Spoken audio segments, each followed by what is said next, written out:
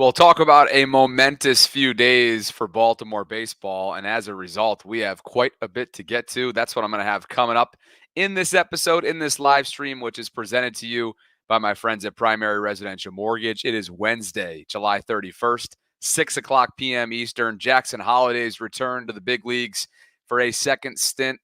Got off to an emphatic start. We'll get into that. We'll get into a significant setback for Jordan Westberg. And trade deadline review, because yesterday's live stream, wow, a lot changed since then. Let's just say that the Orioles used the last few hours of free agency of the trade deadline to make their team better. Did they put all their chips in the middle of the table? Not quite, but they did get better, certainly for the future. Not sure if it gets them over the edge this season, but again, we know that they can. Prior to the trade deadline, and now I think post-deadline, they're going to be contenders. But does it put them over the edge? That, obviously, time will tell. But let's get into today's game. Just wrapping up. A short while ago, they beat the Toronto Blue Jays 10-4, the Orioles did, as Jacob Calvin Meyer noted on X. They made 7 trades at the deadline. Then Jackson blasted a grand slam for his first career home run. Colton Cowser homered to maintain his standing as the AL Rookie of the Year frontrunner. And perhaps down the stretch here, next couple months, could he be the favorite to lead off? Grayson Rodriguez's 13 wins as a starter are tied for first in Major League Baseball. And the 2024 Baltimore Orioles, as of right now, still up atop the AL East division. By a half game over the Yankees, they improved to 65-44. New York is 65-45. Red Sox, Rays, and Blue Jays down below considerably. And as of right now, again, as we get ready to flip the page to August, a comfortable lead between these two squads atop. The Orioles and the Yankees sure looks like it's going to be a 2-team race, but that's the way things look as we get ready for August baseball. What about Jackson, though? Needed a reset, right? Just didn't feel like he was fully prepared or ready for the moment earlier on in the season when they gave him that first shot.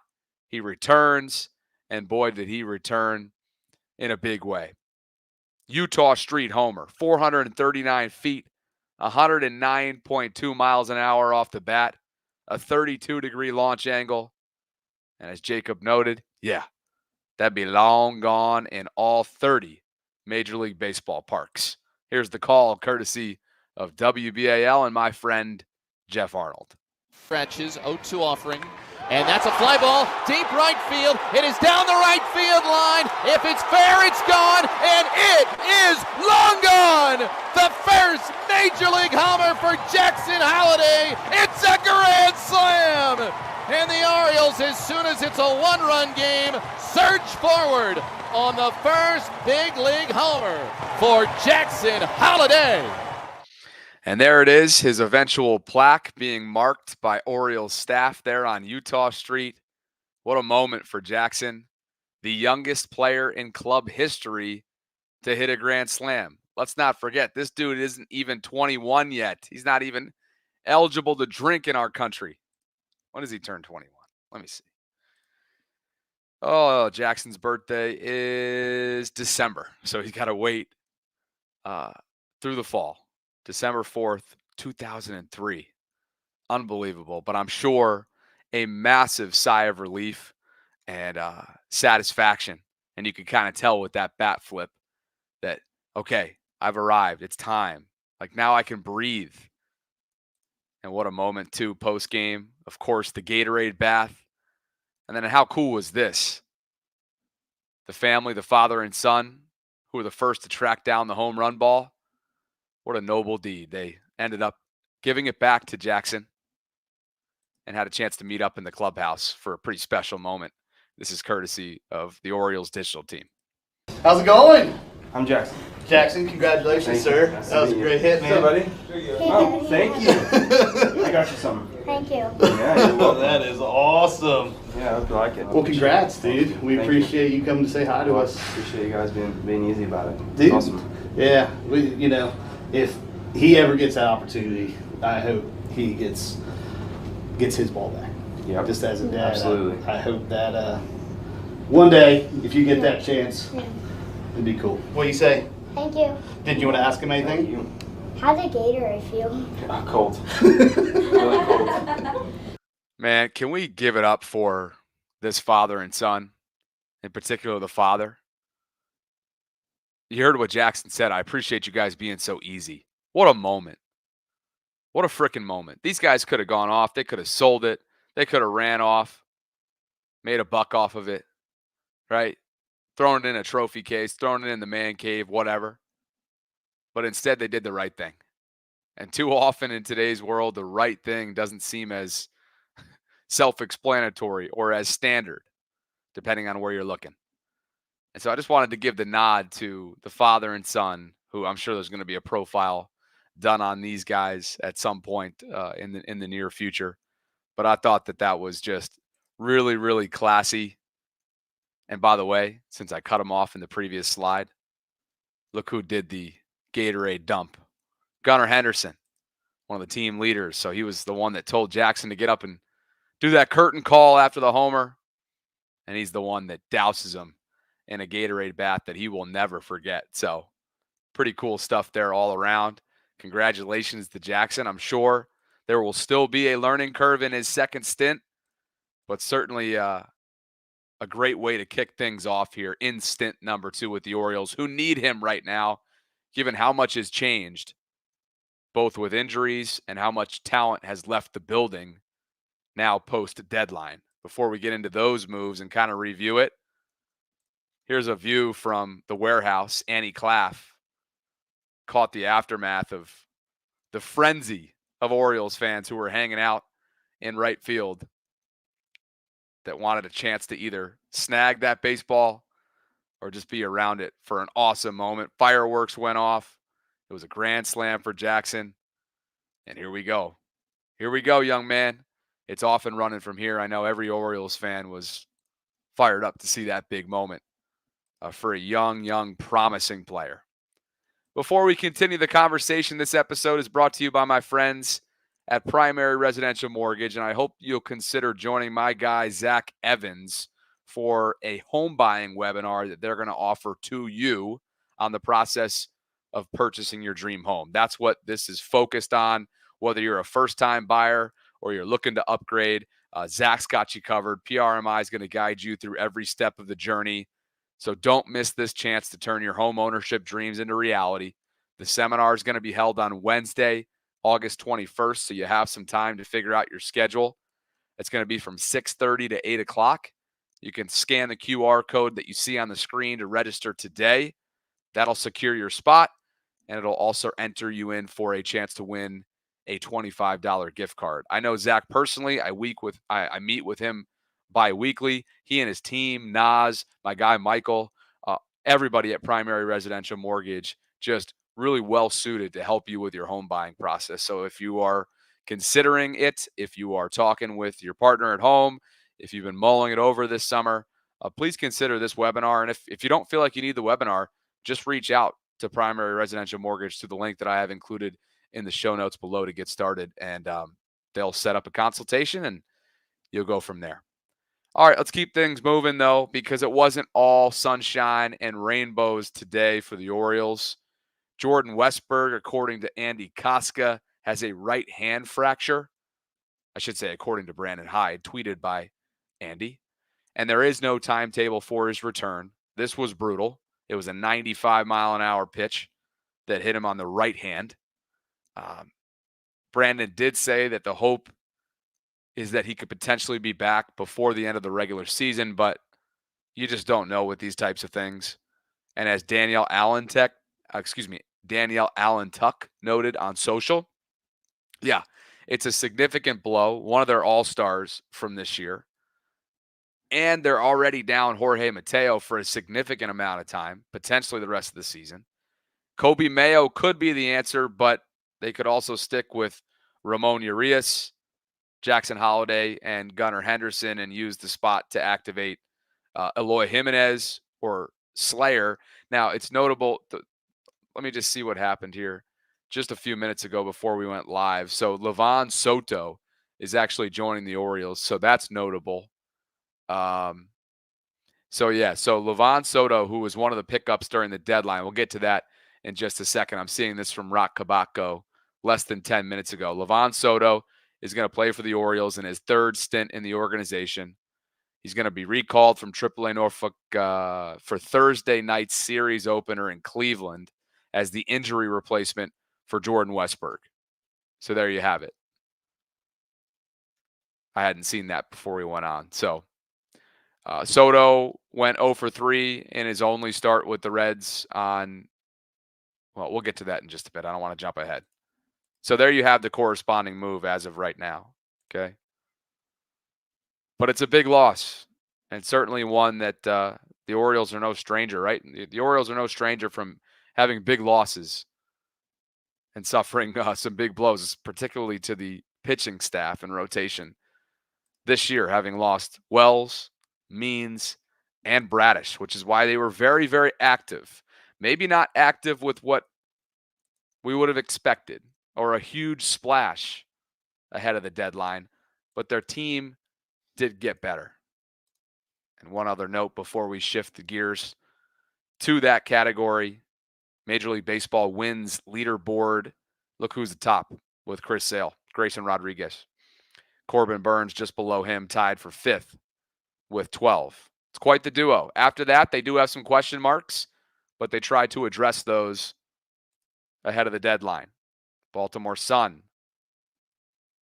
Reinforcements. Yeah. You've got Soto, Jimenez, Rogers, and others who were acquired ahead of the deadline. Mike Elias was a busy man. Let's take a look at what exactly he was up to, though. In total, the Orioles acquired the following players: a right-handed pitcher by the name of Seranthony Dominguez from the Philadelphia Phillies. That came on Friday. An outfielder also from Philadelphia, Christian Patch. Remember, Austin Hayes departed as a result, one of the longtime Orioles. Also on Friday from the Tampa Bay Rays came right-handed pitcher Zach Eflin. And then on Tuesday, in a flurry of moves, which began, I should say, a flurry of moves, Trevor Rogers, a left-handed pitcher, is coming to town from the Miami Marlins. Austin Slater, an outfielder from the Cincinnati Reds. That came on Tuesday. Levon Soto, also from the Reds, came on Tuesday. And again, he's joining the Orioles as a direct result of losing Jordan Westburg. Eloy Jimenez from the Chicago White Sox. Gregory Soto, he's an outfielder, by the way. He'll also DH a little bit. A lefty in Gregory Soto from Philly, and a righty in Patrick Riley from Pittsburgh. So again, super, super busy. Now, what did the Orioles give up? They gave up the aforementioned Austin Hayes to the Phillies, a righty in Jackson Ballmeister to Tampa. One of their top prospects in Mac Horvath to Tampa Bay. Matthew Etzel also to Tampa Bay. These two were certainly notable, being that they were familiar faces that you had seen up at the big leagues, at least for some sample size, in Connor Norby and Kyle Stowers, both of whom are heading to the Miami Marlins. And unfortunately for Norby, he was already optioned. Can you imagine what he must be thinking, given Jordan Westburg's injury, what that could have meant for him? But again, there was no clear path. At the same time, perhaps an opportunity would have, but again, hindsight is always 20/20, isn't it? A lefty in Trey McGow went to the Chicago White Sox. Seth Johnson and Moises Chase both went to Philadelphia. And Billy Cook is Pittsburgh bound with the Pirates. So again, a very, very active list. Most notably, the talent that walked out the door from a prospect standpoint, and Connor Norby and Kyle Stowers, I think, has been a tough pill to swallow for a good portion of this fan base. But the reality is there was no way they were willing to give up a few specific pieces of the upper echelon of their farm system. And Matt Wyrick hit on that earlier today when Mike Elias met with the media. He was asked, were any of the top prospects untouchable ahead of the deadline? And Mike said, Jackson Holliday, Samuel Basayo, and Kobe Mayo are consensus top 15 prospects in all of baseball. The value on that makes it really hard to find something to trade them for that makes any sense. Kind of saying it without saying it, that it had to be really, really sweet in order to give up any of those. Right? Like, perhaps if you were in the range of the Snells, the Crochets, right? These other needle-moving, immediate difference-making pitchers probably would have come with one of these guys having to depart. And it just seems as if Mike Elias has been extremely protective of a portion of this group. Now, that doesn't mean that there have been exceptions, and certainly Norby and Stowers are two of those. But those three right there, probably about as untouchable as it gets. And certainly a good start for Jackson in stint number 2. You guys are weighing in the live chat right now in terms of what this may have meant, how you review, how you grade the overall deadline. I was asking for your trade deadline grades prior to the last few moves that were made. What do you grade it now in the aftermath of it? Because the way that I view this in a few different ways. I view this as long-term improvement, but something that doesn't put them over the top this year. Would you guys agree with that? It absolutely makes them better for the future. You've got team control, right, for several of these pitchers moving forward. But I think more big picture, does this truly put them over the edge this year? And my thought is no. Now, do they still have a chance? Of course they still have a chance. They're atop the division right now, one of the best divisions, if not the top division in all of baseball. At least it was at the start of the year. And I turned to my guy, Jacob Calvin-Meyer, who I thought summed it up well in a piece that he put together recently on the Baltimore Sun. And the question is, did the Orioles do enough to add impact talent at their positions of need? Jacob says, do enough for which season? To make the World Series in 2024? Or to make the organization stronger for the present and future? The answer to the former might be no. Although this team was and is capable of winning a pennant. The answer to the latter is unequivocally yes. I tend to agree with the way that he's thinking here.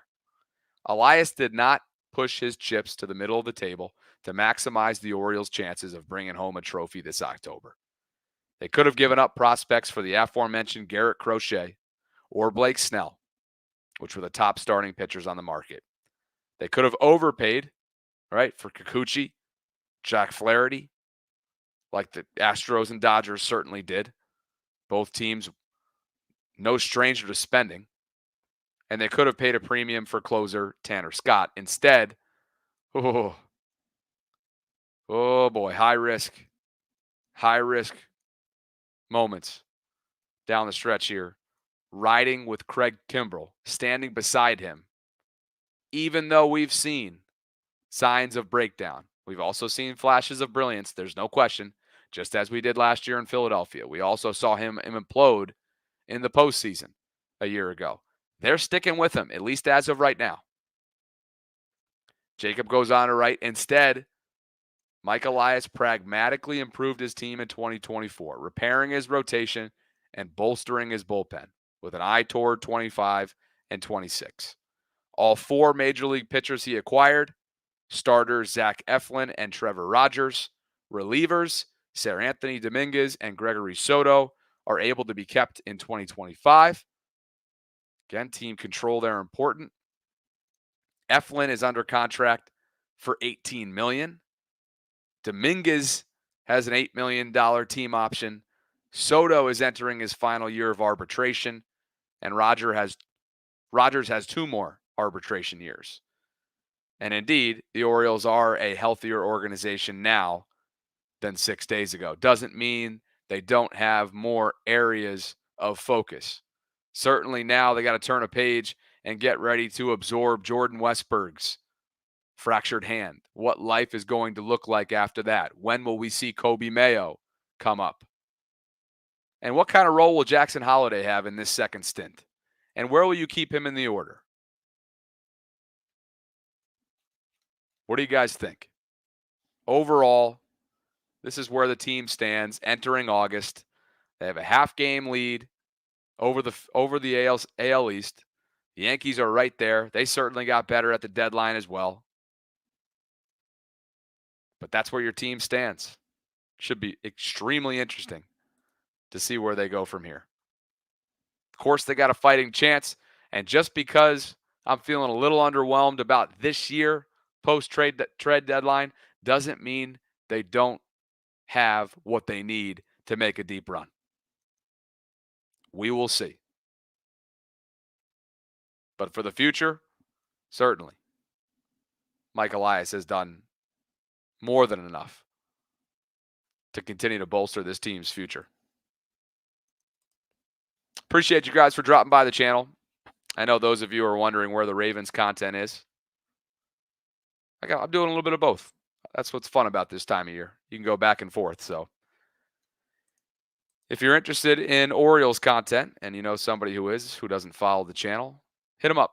Throw it in a group message. Throw it in a Facebook group. Whatever you do, Discord channel. That reminds me, my 24/7 hub for conversations surrounding Baltimore sports is the Bobby Baltimore Discord server. It is free to join, and it is available in the show notes below. A great way to hang out, talk Ravens football, talk Orioles baseball, talk general sports, whatever it is that you do. I would love for you to join my community. And while you're at it, like this video if you enjoyed the show, subscribe to the channel if you haven't already done so, and hit that notification bell so you can be notified when I'm dropping my content. So thanks to those of you who dropped by. I will catch up with you guys soon.